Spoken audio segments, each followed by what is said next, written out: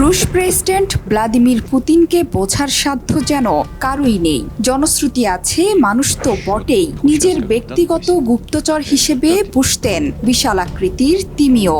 পুতিনের বিশেষ এই গুপ্তচরটি বেলুগা প্রজাতির, মানুষের সঙ্গে মিশতে অভ্যস্ত।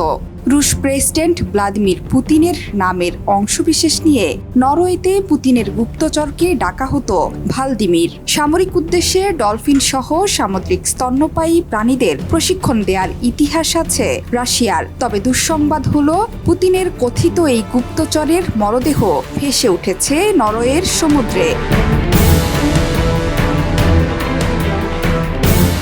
আন্তর্জাতিক গণমাধ্যমের খবর, বছরের পর বছর ধরে তিমির গতিবিধি অনুসরণ করছিল মেরিন মাইন্ড নামের একটি সংগঠন। তবে সম্প্রতি ভালদিমিরের মরদেহ নরওয়ের দক্ষিণ পশ্চিমাঞ্চলীয় শহর রিসাভিকা উপকূলে ভাসমান অবস্থায় পাওয়া যায়। তিমিটিকে খুঁজে পায় মেরিন মাইন্ড সংগঠন। তিমিটির মরদেহ পরীক্ষা নিরীক্ষার জন্য কাছের একটি বন্দরে নিয়ে যাওয়া হয়েছে।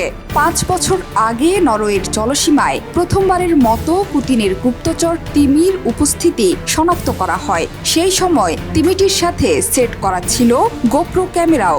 সেখানে লেখা ছিল সেন্ট পিটার্সবার্গের যন্ত্র। এরপর থেকেই এটিকে পুতিনের গুপ্তচর তিমি বলে ধারণা করতে শুরু করেন অনেকেই, যদিও এই ধারণাকে একেবারে উড়িয়ে দেয়নি বিশেষজ্ঞরা।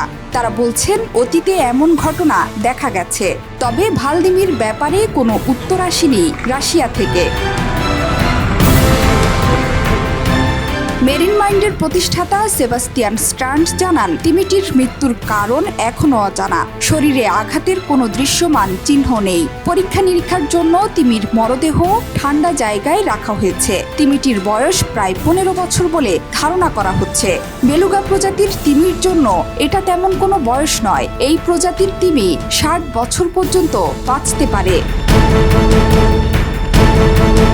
2019 সালের এপ্রিলে ইনগোয়া দ্বীপের কাছে নরওয়ের নৌকাগুলোর কাছে প্রথম তিমিটিকে দেখা গিয়েছিল। এলাকাটির অবস্থান মুরমানস্ক থেকে প্রায় 415 কিলোমিটার দূরে। মুরমানস্কে রাশিয়ার উত্তর নৌবহরের অবস্থান। তিমিটি প্রথম দেখা যাওয়ার পর বিষয়টি নিয়ে কৌতূহলী হয়ে ওঠেন অনেকে, যার কারণ ওই এলাকায় বেলুগা প্রজাতির তিমি সচরাচর দেখা যায় না। এ নিয়ে তদন্ত শুরু করেছিল নরওয়ের গোয়েন্দা সংস্থাও। রুশ সামরিক বাহিনী তিমিটিকে প্রশিক্ষণ দিয়ে থাকতে পারে বলে সন্দেহ করে সংস্থাটি।